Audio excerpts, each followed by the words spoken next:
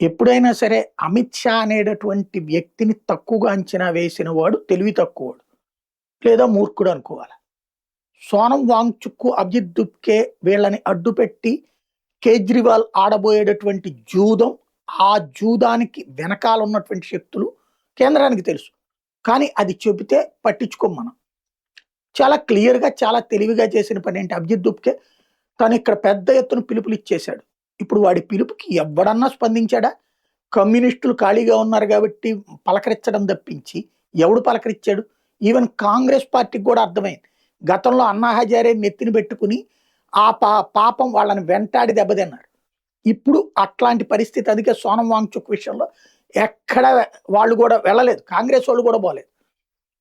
అక్కడ వెళ్ళినటువంటి వాళ్ళు అందరూ పని పాట లేనటువంటి వాళ్ళు, లేదంటే తామేదో గొప్ప సెక్యులరిస్టులమి, లేదంటే గొప్ప మేధావులని ప్రజల చేత అనిపించుకోవడానికి పోయినోడు తప్పించి ఎవడు లేడు.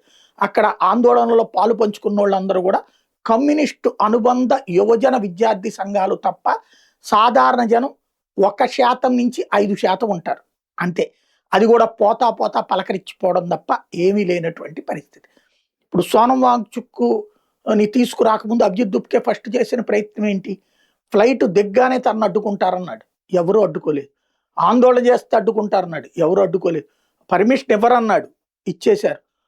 ఈ జంతర్ మంతర్ దగ్గర 24 గంటలు ఏది 3 గంటల పర్మిషన్ అన్నాడు. ఇచ్చారు. 5 గంటలు అన్నాడు. ఉండనిచ్చారు. 8 గంటలు అన్నారు. ఉండనిచ్చారు. ఇక ఆ పైన రోజుల తరబడి అనుమతి లేకుండా అక్కడే ఉన్నాడు. అయినా ఎవ్వరూ తీయలేదు. అంటే ఎవరో అరెస్ట్ చేసి లోపలేసేస్తే దాన్ని అడ్డు పెట్టుకుని ఒక సింపతి యువతరాన్ని ఏదో చేస్తున్నారంటూ జంజీని రెచ్చగొట్టాలని చూశారు. జంజీకి వాస్తవంగా అంత తీరిక లేదు. బట్ ఒకటి క్రియేట్ చేసే ప్రయత్నం చేశారు. తీరా చూస్తే ఇతని వెనకాల ఎవరెవరు ఉన్నారో వాళ్ళందరూ బయటికి రావాలి, సమాజం తెలుసుకోవాలని గ్రహించారు. అమిత్ షా చేసిన ఎత్తుగడ. అందుకని ఎవరు పట్టుకొచ్చుకోకపోయేటప్పటికి రోజుకి ఎవరెవరు వచ్చేసారు. చివరికి నీటి విద్యార్థుల తల్లిదండ్రులు ఎంతమంది వచ్చారు అక్కడికి? ఎన్ని లక్షల మంది రాశారు, ఎంతమంది వచ్చారు? ఈడ్చిపెడితే అంతా 10 మంది రాలి. ఫైనల్గా వచ్చిన వాళ్ళు అందరూ ఎవరు? దేశాన్ని దూషించేవాళ్ళు, మోడీని ద్వేషించేటటువంటి వాళ్ళు, హిందుత్వాన్ని దూషించేటటువంటి వాళ్ళు, దేవుళ్ళను అవమానపరిచేవాళ్ళు. వాళ్ళ పక్కన కూర్చుని వీడు చప్పట్లు కొడతా వీడు ఎవరికి తరపునోడు అన్నటువంటిది బయటికి తెలియజేసేటట్టు చేసుకున్నారు. అక్కడ సోనం వాంగ్చుక్ను దీక్ష పెట్టకపోతే అసలు ఇంకెవరు పట్టించుకోరని సోనం వాంగ్చుక్ కూడా వచ్చాడు. ఎందుకని?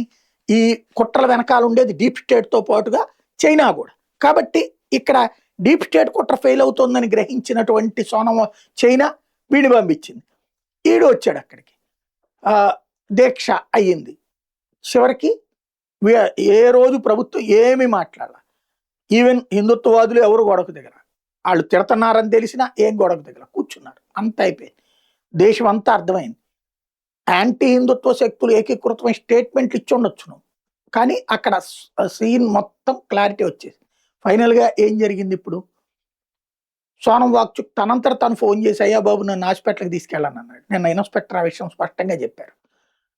ఇది ఓవరాల్గా ఇదే కనుక ఫస్ట్ దశలోనే అడ్డుకుని ఉంటే దేశవ్యాప్త ఉద్యమాలు చేద్దాం అనుకున్నారు. ఇప్పుడు నిన్న పిలుపునిచ్చాడు అభిజిత్ దుప్కే, దేశవ్యాప్త ఉద్యమం. ఎవడన్నా వచ్చాడా? మన సోనం వాంగ్చుక్ తీవ్రమైనటువంటి పరిస్థితిలో ఉన్నాడు, అర్జెంటుగా దేశవ్యాప్తంగా ఉద్యమాలు చేసామని పిలిపించాడు. ఎవడన్నా పట్టించుకున్నాడా? అట్లాగే నిన్న ఆ జునైద్ అనేటటువంటి వాడు స్టేట్మెంట్ ఇచ్చాడు, దేశవ్యాప్తంగా రెచ్చిపోండి అని. ఎవడన్నా పట్టించుకున్నాడా? ఈవెన్ బీజేపీ యాంటీ పక్షాలైనటువంటి సమాజ్వాదీలు లేకపోతే డిఎంకేలు వీళ్ళన్నా ఏమైనా స్పందించారా? లేదు కదా. అంటే మనం వాళ్ళకి కౌంటర్ చేయడం బిగిన్ చేస్తే అప్పుడు ఈ శక్తులన్నీ ఏకీకృతం. కౌంటర్ చేయడం వదిలేస్తే ఏమవుతుందో అదే జరిగింది.